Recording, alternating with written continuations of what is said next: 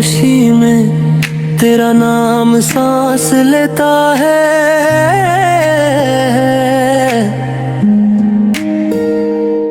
हर धड़कन के साथ तू और गहरा होता जाता है।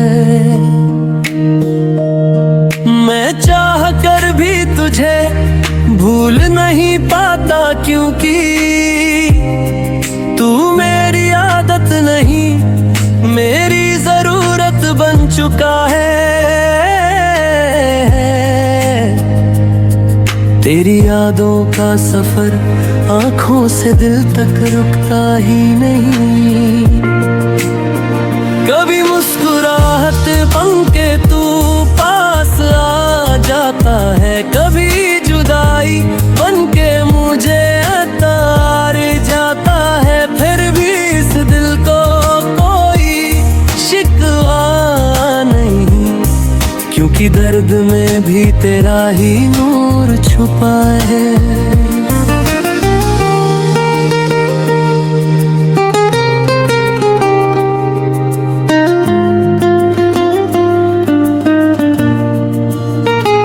बरसात की बूंदों में तेरा एहसास भीग जाता है।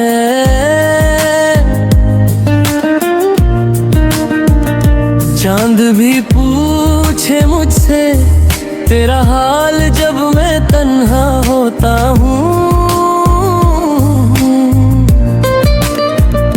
तू दूर होकर भी हर पल मेरे साथ चलती है। मेरी दुआओं का पहला लफ्ज तू है और आखिरी भी। अगर जिंदगी एक कहानी है तो उसका हर पन्ना तेरा है।